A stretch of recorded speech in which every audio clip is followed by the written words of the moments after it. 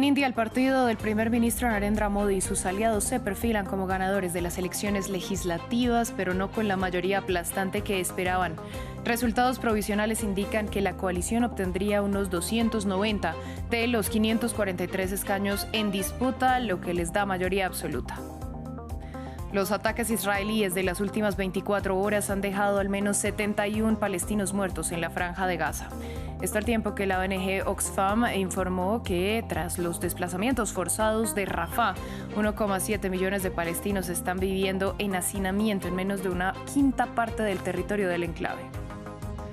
Las autoridades chinas extremaron la vigilancia en el aniversario número 35 de la masacre en la plaza de Tiananmen. Está prohibido siquiera mencionar la fecha.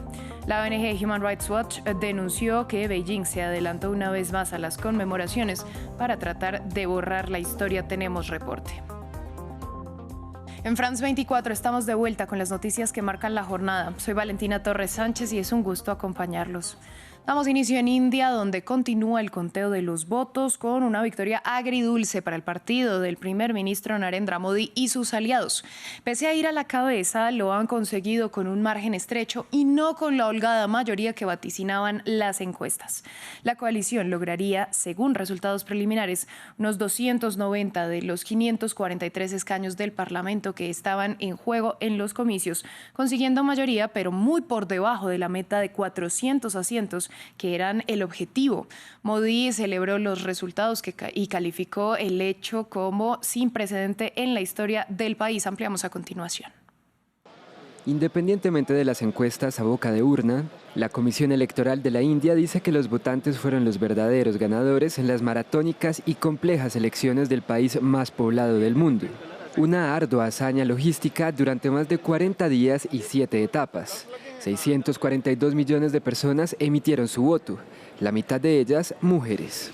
Ahora se espera el recuento de votos en cada uno de los 543 distritos electorales del país. No creo que pueda haber un sistema como este en ningún otro lugar, donde se decide cada paso. Todo el proceso de conteo está codificado.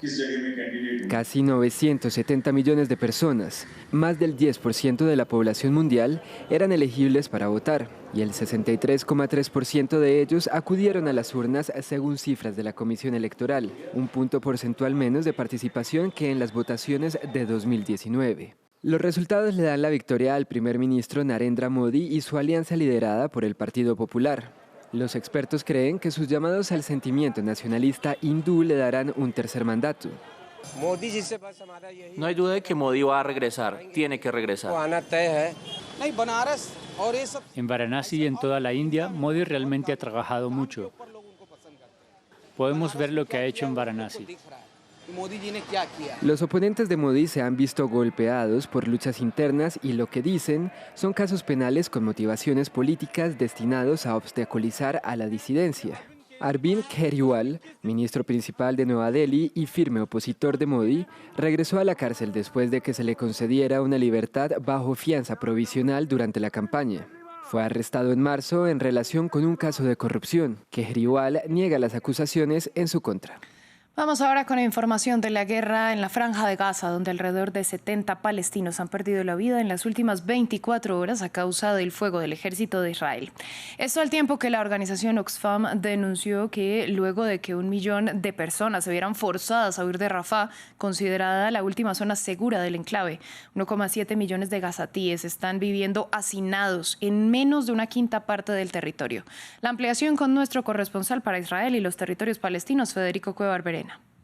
Este reporte de Oxfam tiene varias conclusiones contundentes. Señala que unos 1,7 millones de palestinos, es decir, 2/3 de la población total de Gaza, están hacinados en solo una quinta parte del territorio. Esto a partir de la huida forzada que han tenido que protagonizar, sobre todo alrededor de 1 millón de palestinos del área de Rafah ante el avance de la invasión israelí. La organización dijo que la mayoría de estas personas buscó refugio en Al-Mawasi, en Deir el-Balah, en el centro, y también en Han Yunis, en la ciudad vecina de Rafah, en el sur de Gaza, un área de unos 69 kilómetros cuadrados, bajo condiciones insostenibles y sin acceso al agua potable, a lo que se suma en estos estos días también una fuerte ola de calor que está afectando a la región. La ONG también criticó que Israel está haciendo virtualmente imposible que las agencias humanitarias puedan alcanzar a los civiles que necesitan la asistencia y que solo 216 camiones entraron por el cruce de Kerem Shalom, que es el único que está abierto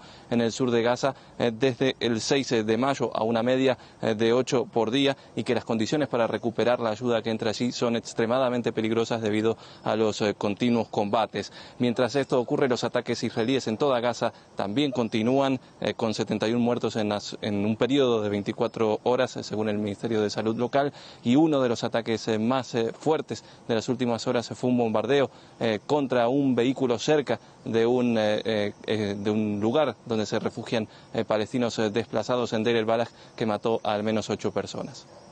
Entre tanto, la expectativa también se centra en la más reciente propuesta de cese de hostilidades anunciada por Estados Unidos desde Qatar, país que desde el inicio de la guerra en Gaza ha estado mediando entre Hamás e Israel. Han hecho un llamado para que ambas partes concreten su posición frente a esta iniciativa.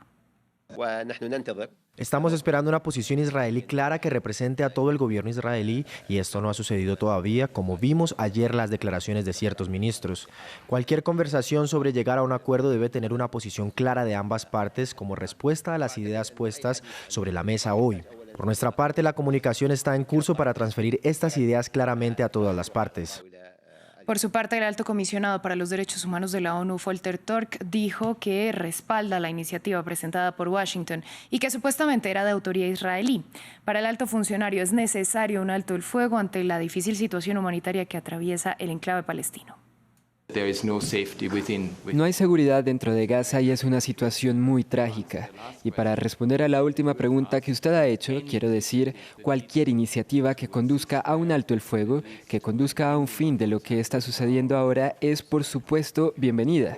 Solo podemos esperar que se logre, porque la situación humanitaria ya no sabemos cómo describirla. Es más que precaria.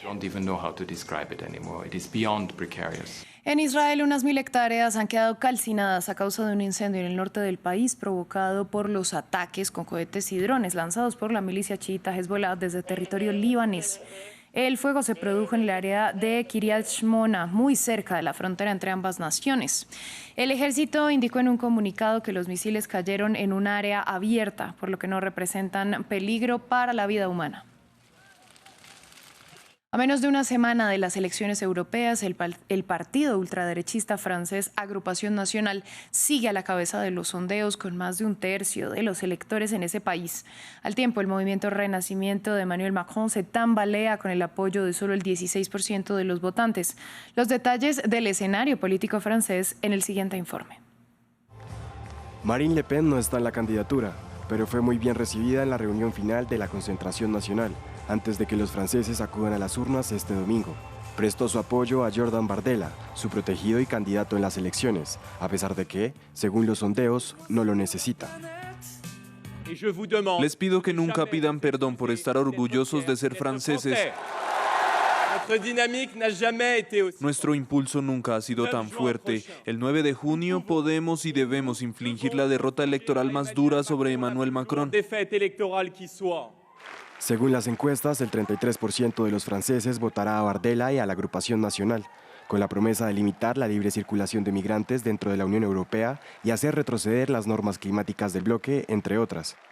Mientras los votantes parecen dispuestos a descargar en las urnas sus frustraciones contra la gestión de Emmanuel Macron.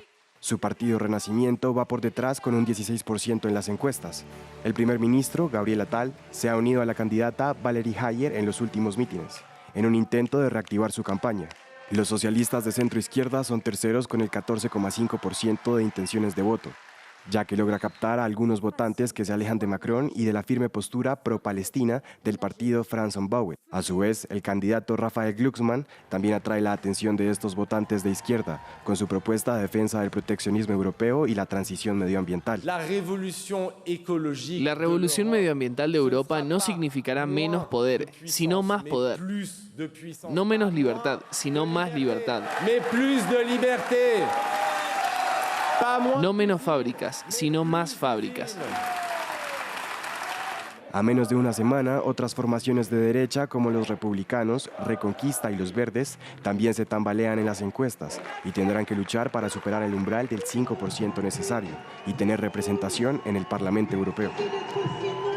Recientemente, diferentes regiones del globo se han visto afectadas por fenómenos climáticos. África, Europa y Asia sufrieron los efectos de intensas lluvias, que en el caso de Sri Lanka dejaron víctimas mortales, mientras que en Indonesia y Hawái volcanes en erupción pusieron en alerta a pueblos enteros por las consecuencias, como la lluvia de cenizas. Martín Gripo nos hace este resumen. Intensas tormentas afectan diferentes regiones del mundo. En el sur de Alemania, luego de 3 días de fuertes lluvias, miles de personas debieron evacuar sus hogares, que fueron afectados por el agua. En Baviera, declararon el estado de emergencia, con cerca de 20.000 personas desplegadas para atender las contingencias. Colombo, la capital de Sri Lanka, también fue afectada por tormentas, que además de daños materiales y evacuados, dejó víctimas mortales. Nuestras casas han sido arrasadas, no tenemos nada que comer, no hay agua para beber, no hay ningún lugar a donde ir. Hasta ahora no hemos recibido ayuda del gobierno. ¿Están durmiendo los gobernantes de este país? Sudáfrica también fue epicentro de catástrofes climáticas. Este video registrado en una carretera muestra la intensidad de las ráfagas de viento que generaron caos en algunas zonas. Un escenario diferente se vive en Indonesia, donde un volcán entró en erupción cubriendo de cenizas poblados cercanos. Después de la erupción de hoy, la lluvia de ceniza fue bastante intensa. Estábamos en una ceremonia de entierro cuando cayó la lluvia de ceniza. Una vez que llegué a casa me bañé inmediatamente porque tenía cenizas por todo el cuerpo. Hawái también es noticia por la actividad volcánica. El Servicio Geológico de Estados Unidos reveló imágenes del volcán Kilauea. Al suroeste entró en erupción sin dejar daños ni víctimas por el momento. Vamos a China, donde las autoridades extremaron las medidas y la vigilancia para evitar cualquier tipo de mención o conmemoración de la masacre en la plaza de Tiananmen, que cumple 35 años. Además de prohibir cualquier acto en el territorio continental, el gobierno de Beijing vetó la tradicional vigilia en Hong Kong. Adrián Foncillas, corresponsal de France 24, nos amplió desde la capital china. Se cumplen 35 años de Tiananmen con la liturgia conocida. La seguridad ha aumentado en Beijing, con mucha más policía de uniforme y de paisano en el centro de la capital. Y este año además la plaza ha sido cerrada al público, que recibirá devuelto el importe de la entrada. Los disidentes políticos han sido blindados de la prensa internacional, y en Hong Kong la policía detuvo esta semana a un artista en plena actuación para conmemorar los hechos. Hoy los agentes patrullan en el Parque Victoria, donde hasta no hace tanto tiempo tenía lugar esa icónica vigilia con miles de velas encendidas. No hay alusiones al aniversario en la prensa china, en contraste con la internacional. Y los actos públicos de recuerdo se limitarán a Taiwán. La memoria del 4 de junio no desaparecerá de la historia, ha prometido su nuevo presidente, Lai Ching-te.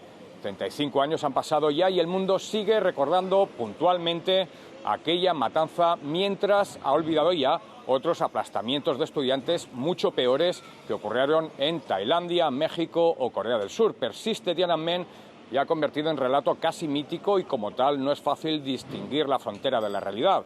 Las protestas no fueron pacíficas, no al menos en los últimos días. No pedían los estudiantes democracia, sino reformas más vigorosas, pero dentro del Partido Comunista no hubo miles de muertos, sino centenares según las fuentes más sólidas, y algunos de esos muertos eran soldados. Y por último, las muertes no se produjeron en la plaza, sino en el puente de Muxidi. Seguirá Tiananmen grapado a la memoria global, con su mito cada año más agigantado, en gran parte por culpa del gobierno chino y su absurdo plan de mantenerlo como un tabú tanto tiempo después, sin haber desvelado las cifras de los muertos, ni haber pedido perdón a las madres, ni haber castigado a ningún responsable. Seguimos con noticias relacionadas con China, y es que la sonda Chang'e 6 despegó con éxito de la Luna, cargando muestras tomadas en la cara oculta del satélite terrestre, algo inédito en la exploración espacial. El hito supone un nuevo paso en el ambicioso programa espacial de China, que ya fue el primer país en colocar una sonda en esa parte del satélite y prevé mandar una misión tripulada en 2030.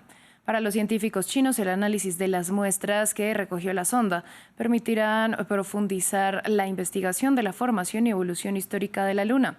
También aportará información sobre el origen del sistema solar. Es todo por el momento en France 24. A ustedes, gracias por su sintonía.